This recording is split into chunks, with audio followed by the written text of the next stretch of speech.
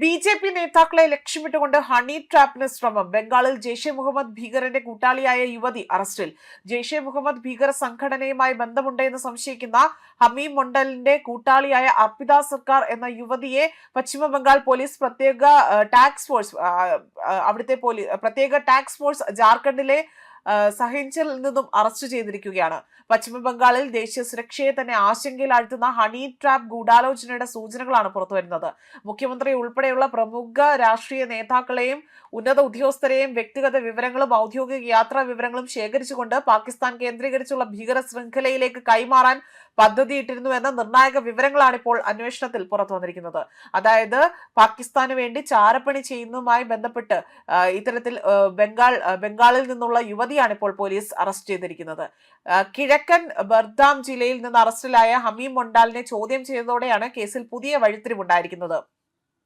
ഇയാളുടെ മൊഴിയുടെ അടിസ്ഥാനത്തിൽ അർപ്പിത സർക്കാർ എന്ന യുവതിയുടെ പങ്കിനെ കുറിച്ചുള്ള നിർണായക വിവരങ്ങൾ അന്വേഷണ സംഘത്തിന് ലഭിച്ചതോടുകൂടി തന്നെയാണ് ഇത് ദിശ മാറി സഞ്ചരിക്കുന്നതും. പ്രാഥമിക അന്വേഷണത്തിൽ ലഭിച്ച വിവരങ്ങൾ പ്രകാരം പാകിസ്ഥാൻ കേന്ദ്രീകരിച്ച് പ്രവർത്തിക്കുന്ന ഭീകര ശൃംഖലകളുടെ നിയമപ്രകാരമാണ് ഹമീം മൊണ്ടാൽ പ്രവർത്തിച്ചിരിക്കുന്നതും.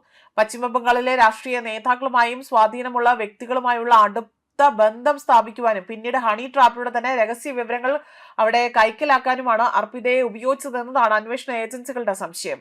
മുഖ്യമന്ത്രി ഉൾപ്പെടെയുള്ള VIP-കളുടെ യാത്രാ വിവരങ്ങൾ, സുരക്ഷാ ക്രമീകരണങ്ങൾ, വ്യക്തിഗത വിവരങ്ങൾ തുടങ്ങിയ അതീവ രഹസ്യ വിവരങ്ങൾ ശേഖരിച്ചുകൊണ്ട് അത് അതിർത്തിക്ക് അപ്പുറത്തേക്ക് കൈമാറാനുള്ള ശ്രമം ഉണ്ടായിരുന്നുവെന്ന സൂചനകളാണ് അന്വേഷണത്തിൽ ഉയരുന്നത്.